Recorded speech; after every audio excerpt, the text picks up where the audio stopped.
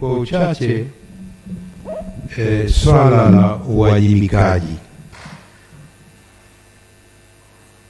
kama nilivyosema wakati tunawasilisha taarifa kwamba watu wengi walitegemea kwamba siku ya kuwasilisha taarifa hao wahusika wakuu wangetajwa na wale waliodhibiti na kusababisha vifo pia wangetajwa.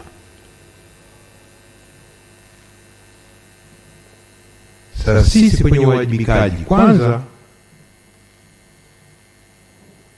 hakuna mtu yote shahidi au mtu yote aliyokuja mbele ya tume akasema au akajenga hoja kusiwe na uwajibikaji.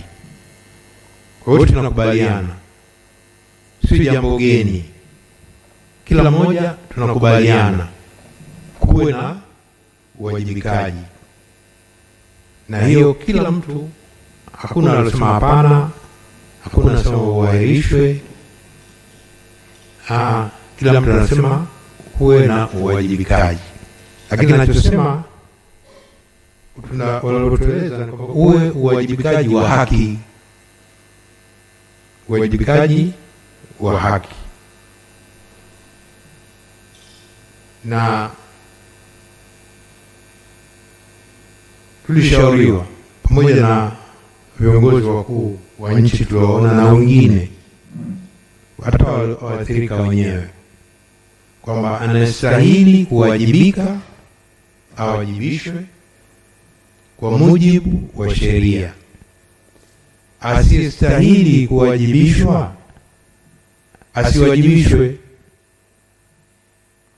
Sasa hizo ndio miongozo tume imepata: awajibishwe anastahili, asiyestahili asiwajibishwe. Na wengine wakenda zaidi kwamba asitolewe mtu kafara kwenye kuwajibishana, tuwajibishane lakini asitolewe mtu kafara. Ushauri huo kutoka watu, sababu inabidi tuwaulize pia na watu, sio maoni yetu pekee yetu, hapana. Tusikize maoni ya watu, ushahidi unasemaje, na sisi pia baada ya hapo tuweze kubaini. Sasa sisi kwenye kupanga ramani au njia ya kwenda kwenye uwajibikaji, tumebaini safu tatu. Safu ya kwanza ni uwajibikaji binafsi wa mtu aliyoshiriki kwenye kutenda kosa la jinai au la madai. Tusisahau pia kuna uwajibikaji wa madai, pia. Kwa hiyo ni yule mtu binafsi kwa kosa alichotenda yeye mwenyewe kwa nafsi yake, la kimadai au jinai.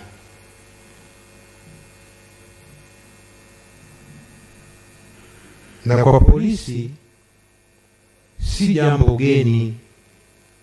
Kwanza sheria inasema hivyo kwamba askari polisi atakayesababisha mauaji au kifo kwa kutumia silaha atawajibika yeye mwenyewe binafsi. Sheria inatamka, wala sio tume inayotamka. Sheria ya polisi inatamka hivyo, PGO zao zinamtamka hivyo. Kwa hiyo inajulikana, wengi tu polisi wameshapelekwa mahakamani kwa matumizi ya silaha za moto kusababisha vifo, lakini kwa vigezo vya kisheria, kwenye madini, migodi kule, North Mara kule wapi, na mara nyingi na hizo kesi nyingi tu. Kwa hiyo ni safu ya kwanza kwa upande wa madai na jinai. Lakini kuna safu ya pili. Safu ya pili ya kiongozi au kamanda kuwajibishwa.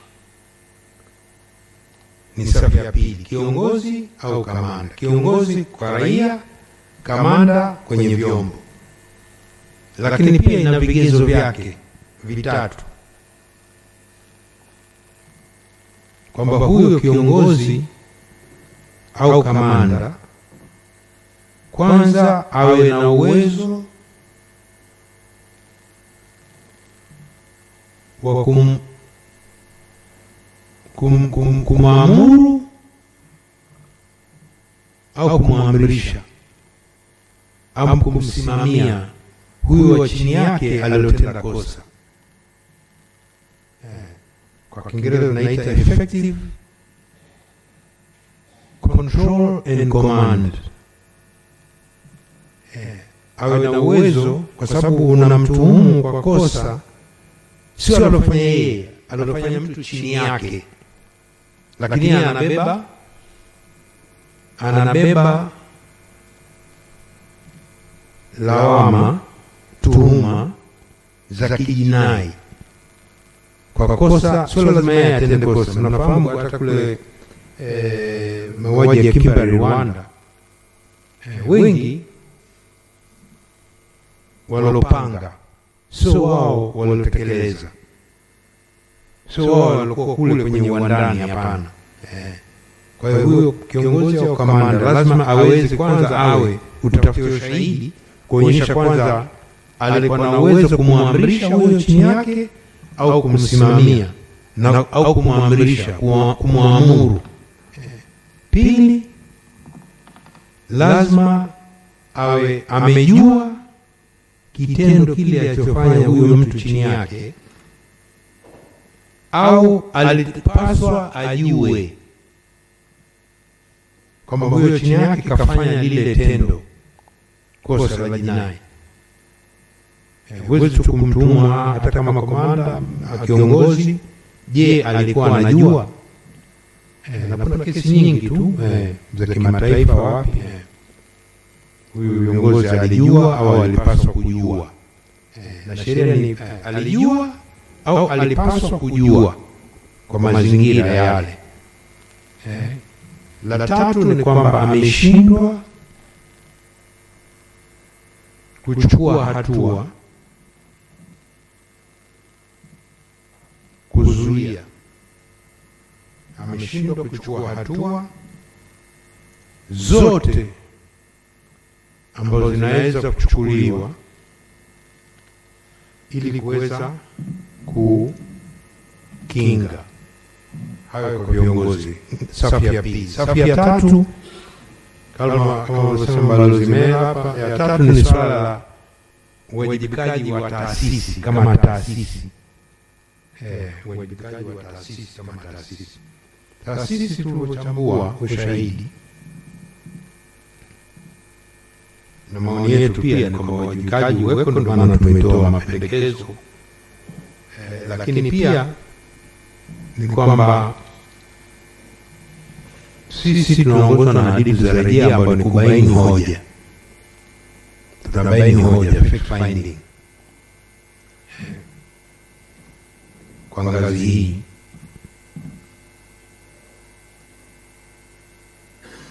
Na tume si jukumu lake kumtia mtu hatiani au kutamka kijinai. Tume zote za uchunguzi ziko kwenye nchi 57 za Jumuiya ya Madola. Sheria hiyo nchi 57 za Jumuiya ya Madola. Na sheria hii imetumika zaidi ya miaka 150. Nchi kama Canada wana tume za uchunguzi zaidi ya 500 wamefanya. Kwa hiyo misimamo yote ni misimamo ya kisheria ya mahakama za juu za nchi kama Uingereza, Canada, Ireland, Malaysia, Singapore, kote huko. Haibaini kijinai. La tatu, ushahidi gani ambao sisi, aina gani ushahidi sisi ushahidi wetu kwa kiasi kikubwa cha mwathirika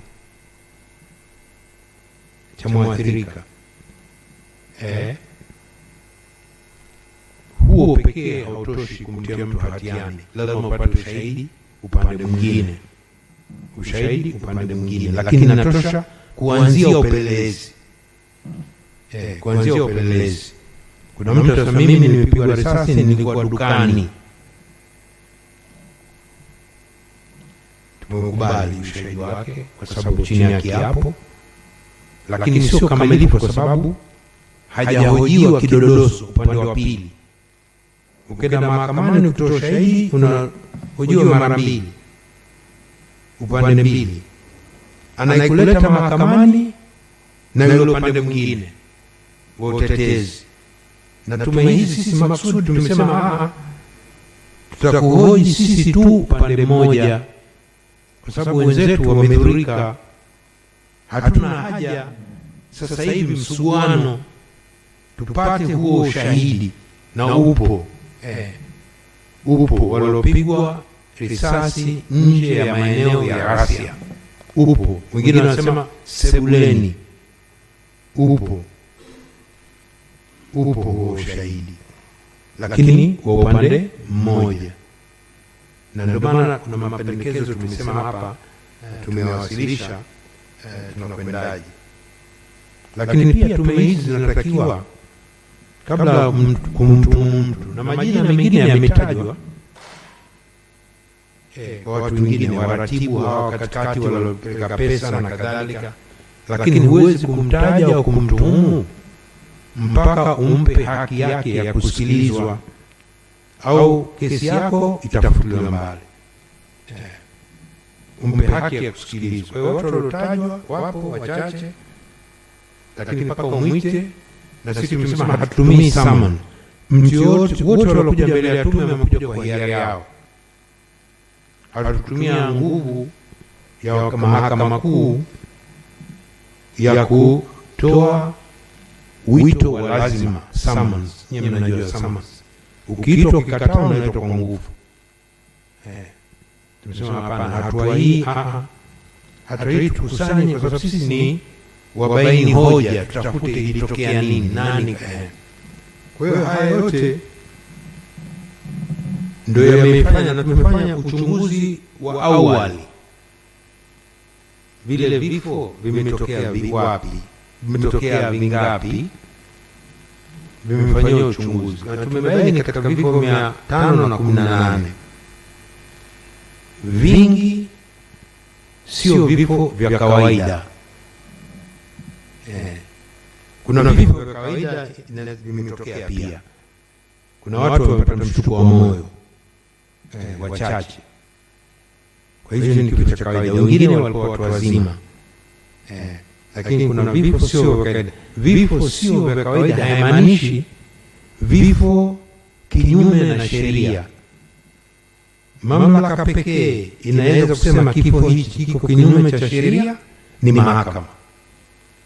Madaktari wanaleta ushahidi na tumewatumia kusema vifo hivi, idadi hii ya vifo sio vya kawaida. Kila maiti nyingi 260 zimefanyiwa uchunguzi wa kifo, postmortem, chini ya sheria ya uchunguzi wa vifo, Inquiries Act.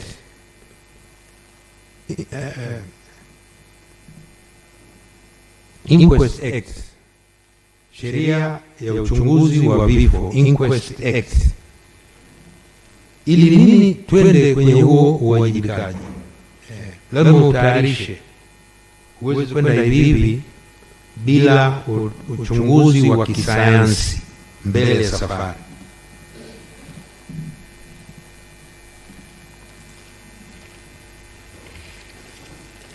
Kwa hiyo hapa swali kubwa ni nani kwa kosa gani awajibike, lini awajibike. Nani awajibike, lini, kwa kosa gani na kwa ushahidi gani. Kwa hiyo sisi hatuamini kwenye uwajibikaji rejareja, kwa sababu matokeo ya uwajibikaji rejareja ni mtu kutokutiwa hatiani na kuachiwa mwisho wa siku. Kwa hiyo ushahidi wako lazima uwe mzito wa kutosha wa kuweza kuifanya mahakama ikaamua kwa ushahidi ambao unajitosheleza. Kwa hiyo sisi tumependekeza kwamba baada ya sisi ifuate tume maalum itakayochunguza. Lakini tume hiyo haendi kuvua samaki. Haendi kuvua samaki. Kwa Kiingereza sema haendi kwenye fishing expedition. Kazi yake tayari tumeibaini, tumeipendekeza. Kuna vifo 21 vya watoto, 2 chini ya miaka 4 vichunguzwe. Kuna watu 39 wanadai wamepigwa risasi nje ya maeneo ya ghasia, ichunguzwe na kadhalika. Na hilo mamlaka imepokea pendekezo hilo. Kwa hiyo tutaenda hiyo ya hatua sasa ya uchunguzi wa kina, lakini uchunguzi maalum, ili uweze kuchunguza na kuwajibika.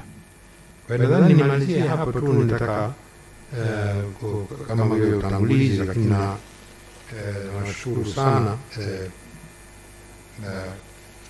na namwachia MC wetu